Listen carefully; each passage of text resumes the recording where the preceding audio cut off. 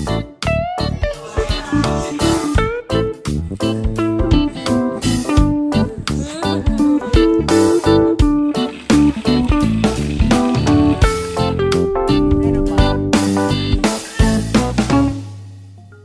up mga kapitbahay? After work nga ay nagyakag si kuya na umuwi daw muna ng Kalapan dahil may nasagap kaming balita. Uy, ano kaya yung nasagap na balita na yun? At agad-agad ay nagyakag ang aking kapatid. Inabot na nga kami ng gabi dahil 1 hour away ito mula sa amin. At pagdating nga namin ay nadat na namin itong batang makulit na ito. Happy birthday! Happy birthday!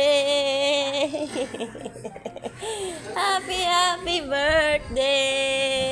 Yun naman pala ay birthday ng aking pamangkin. Syempre, pag nabati mo na ang may birthday, pwede ka nang magkalkal ng mga handa. Uy! Kaya proceed na agad tayo sa mga pagkain. At heto nga, meron ditong hilaw na manok na ako palang iniintay. Uy, sana all iniintay. Kaya naman bago ako maubusan ng handa, ay di sinimulan ko ng linisan aring manok at nang maluto na. At pagkatapos ko nga hugasan, ay di ginayat-gayat ko lang ng kaunti at sabi daw ang gusto daw nila ay mas maliliit ang gayat. Para daw kasya sa lahat, tapos lahat ay makakatikim.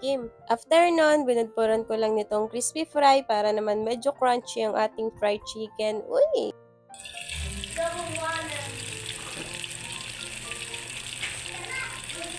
Pagkasalang ko nga at nang medyo naluluto na yung manok, ay tinusok-tusok ko lang ng kaunti para manuot yung mantika hanggang loob at mas mabilis siyang maluto. Tapos, habang nagluluto ako, edi nagsisimula na rin sila na kumain. At syempre, pati ako, hindi ko na rin naiwasang magkalkal dahil nga gutom na rin ang person na yan. Ang sarap lang sa pakiramdam mga kapitbahay na kahit sa mga ganitong okasyon lang nakukumpleto ang aming pamilya ay at least nagkakaroon kami ng time para sa isa't isa. Kahit may kanya-kanya ng buhay, may kanya-kanya ng pamilya, hindi man kailangan na bonggang handaan, ang mahalaga naman ay magkakasama kami at na-celebrate namin sa simpleng paraan. Ang mga okasyon na kagaya nga nitong birthday ng aking pamangkin. Tingnan mo ring aking pusa o hindi na rin mawari kung paano hihingi sa akin ng spaghetti. Sa lagay ay gusto ng spaghetti. Ay napakapihika naman sa pagkain, hindi naman niya kakainin yun. O diba, inamoy-amoy lang yung aking binigay at hindi naman kinain.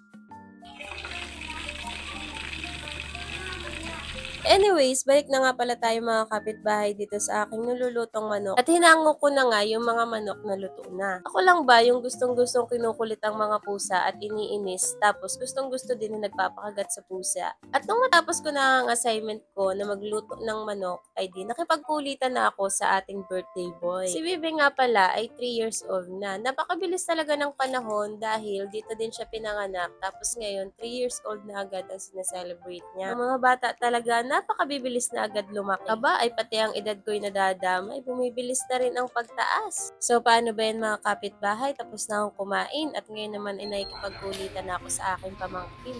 Hanggang sa susunod nating vlog, don't forget to like and share!